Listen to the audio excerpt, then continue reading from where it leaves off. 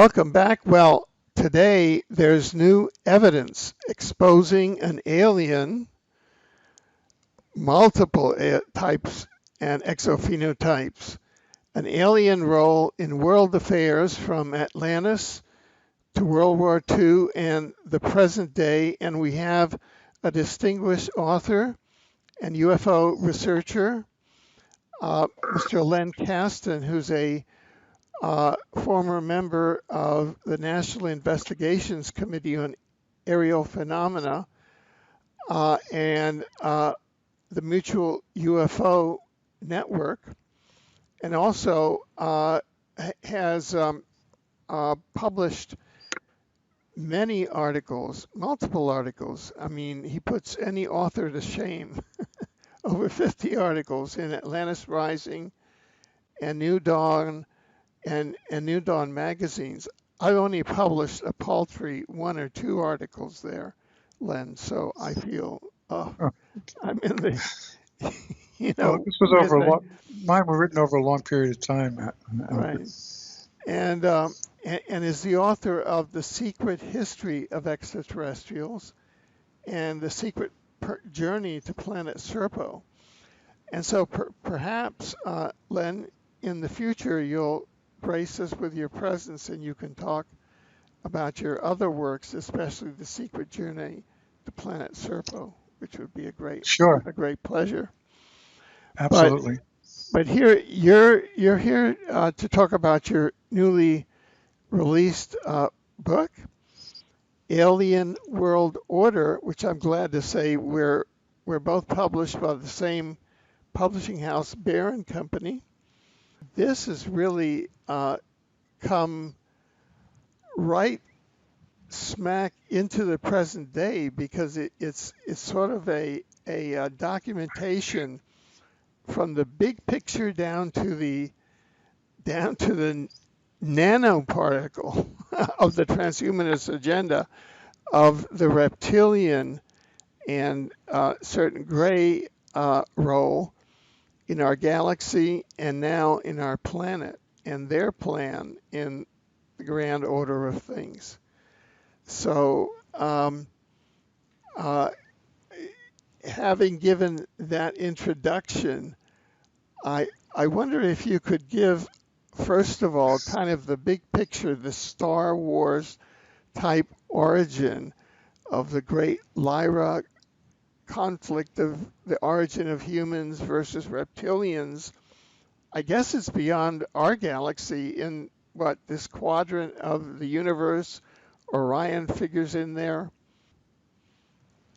Well, Lyra is in our galaxy. Oh, sorry. And Lyra is in our galaxy, the Milky Way galaxy. However, the Andromeda galaxy is involved in the story in a very big way.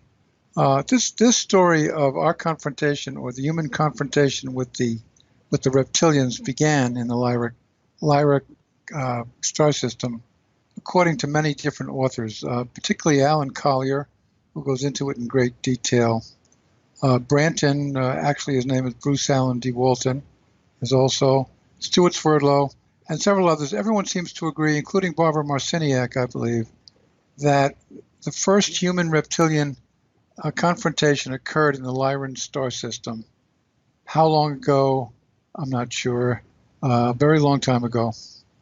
And the reptilians who were legendary travelers, space travelers, and that roamed the galaxy with their technology, with their superior technology, happened upon the Lyran system, where they encountered the humans. And the humans had been living there peacefully for thousands of years, according to Alex Collier.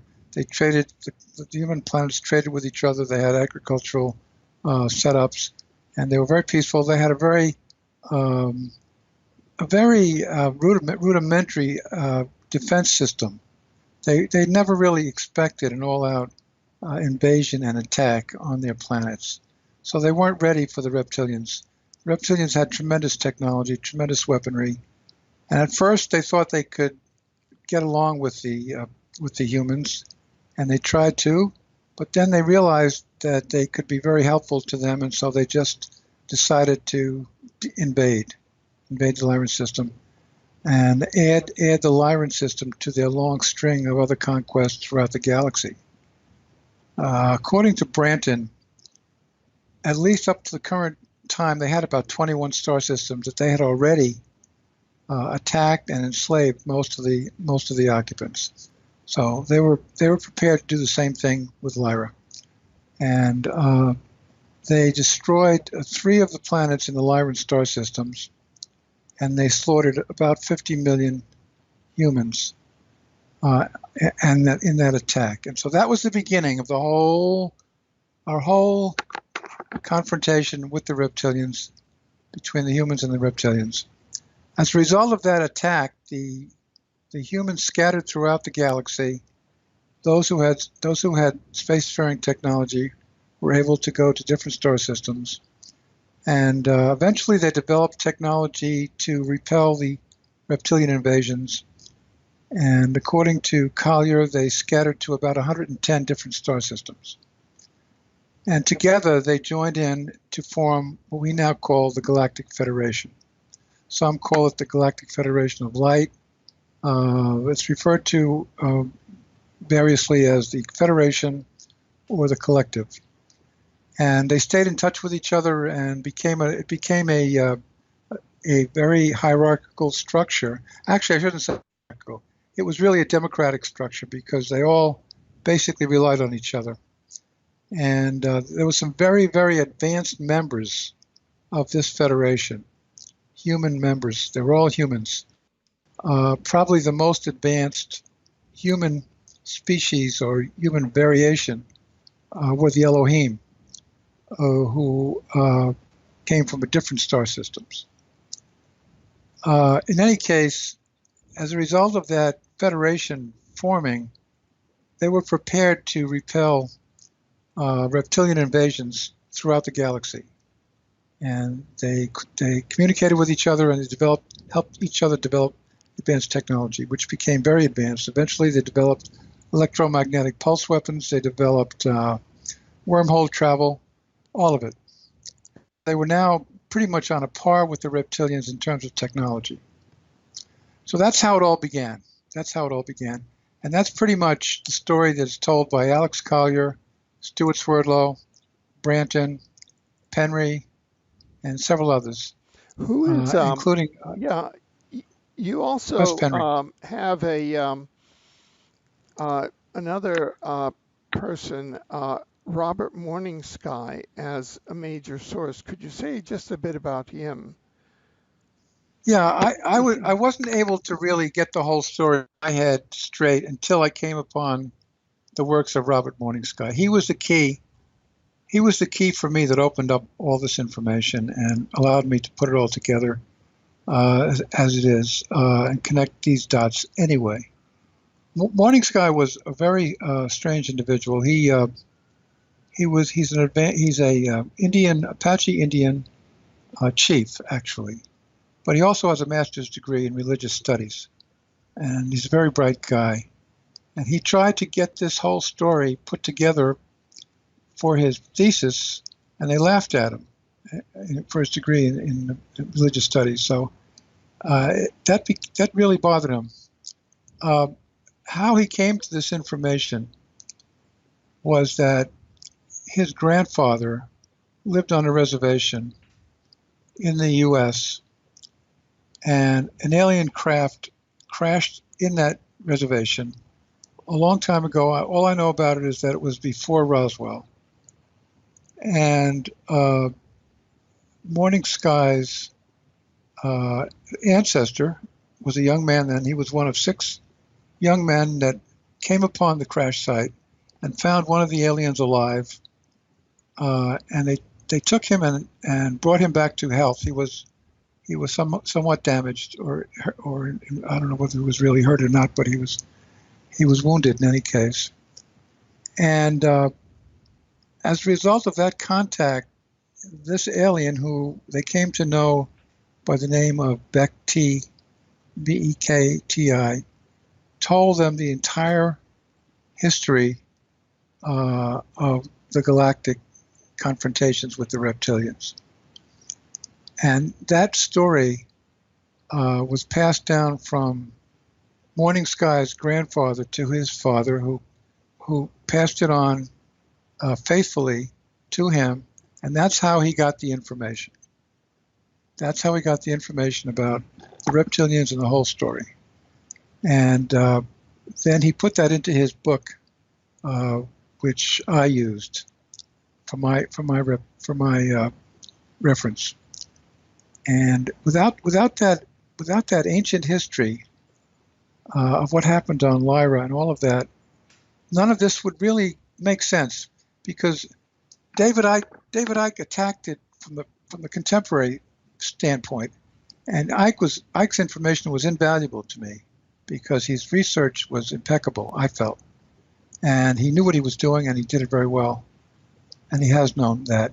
But I needed that piece of the ancient history to put it all together, and Morning Sky provided that, and that's what made my book possible.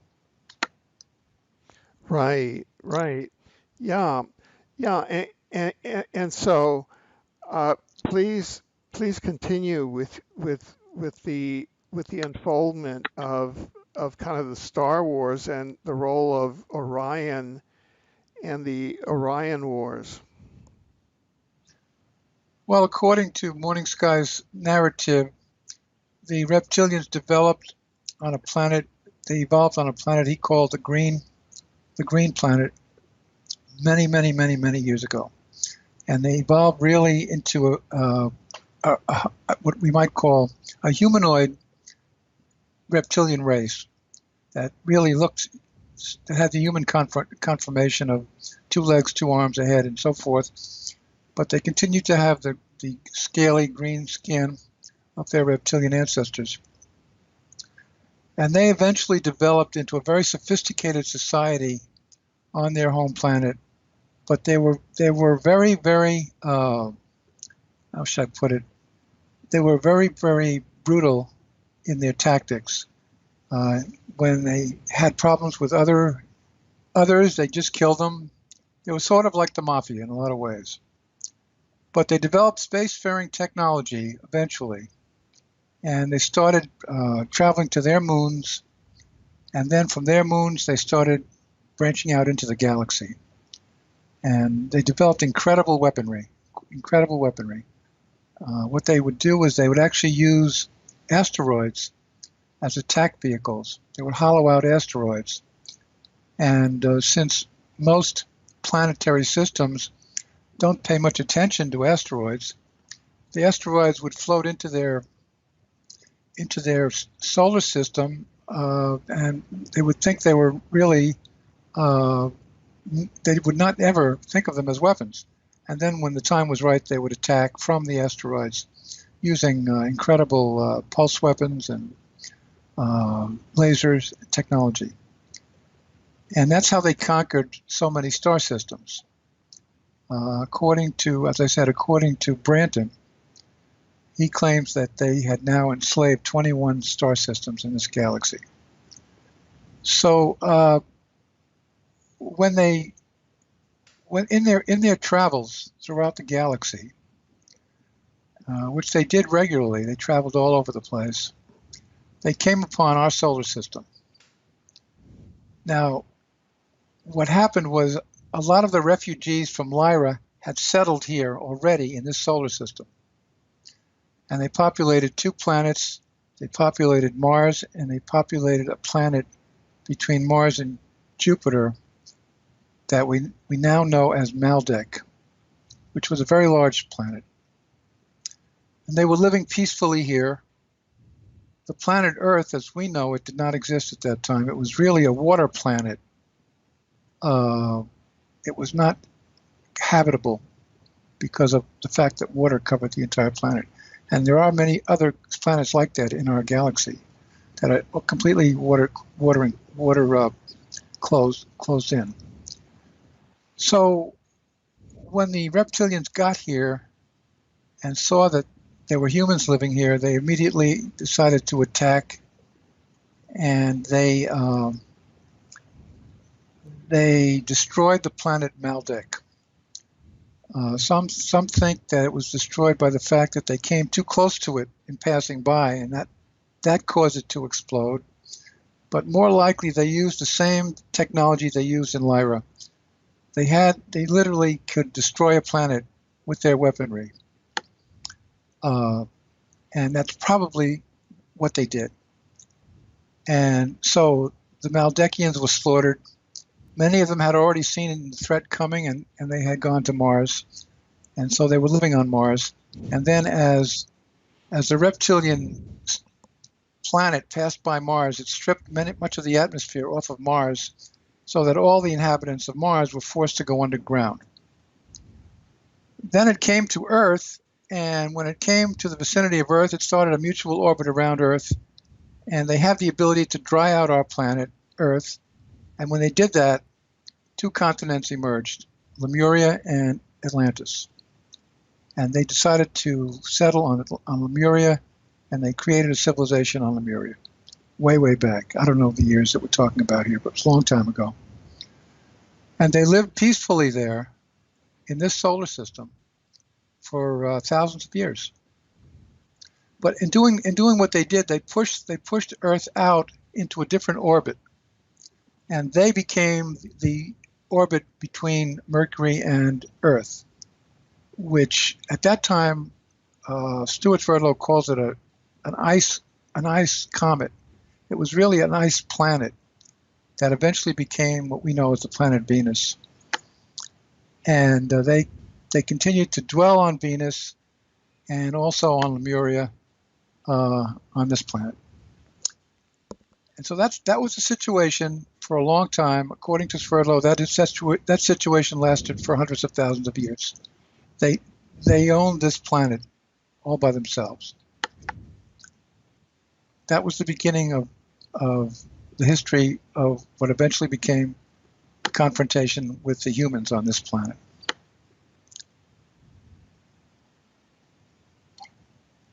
So it's important to have that background before we go any further.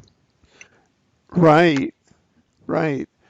Now, how do the Greys fit into the reptilians? According to what I've learned about the Greys, they are a hybrid race created by the reptilians, and they more or less carry out all the instructions of the reptilians. The reptilians are far superior in terms of technology and in terms of biological and genetic information. So they created the Greys. Now, I covered that more or less in my book about how the Greys eventually took over on this planet. Right. That's another story, which you already have a lot of that information anyway, I think. Yeah. Yeah. Now, so that when the reptilians arrived here in Lemuria, were they in the fourth dimension or in the third? Could you sort of describe all of that? Well, David Icke says that they are basically fourth dimensional creatures, and they don't really care to dwell in the third dimension if they can avoid it because it takes too much energy. Now, here, what we call the fourth dimension is really the lower astral. And that's the reason that the reptilians can appear and disappear from dimension to dimension. When they started the abduction process here through the Greys, they were really inhabiting the fourth dimension mainly, and doing a lot of what they did in what James Bartley calls the dreamscape. While people were fast asleep, they could operate in the dreamscape from the fourth dimension. So, but they, on the other hand, when they're in the third dimension, they are fearsome-looking creatures. They're huge. They're up to, I think, 12 to 14 feet tall. And probably the most important thing we need to know about them at that point is that when they first came here, according to Sverdlov, they brought the dinosaurs with them because they came inside a planet. Their planet they came here in was their spaceship, so they could bring a lot of creatures with them. And the reason they brought the dinosaurs with them was because the dinosaurs was their primary food source. They ate the dinosaurs. And they farmed them and grew them and whatever they needed to do. And so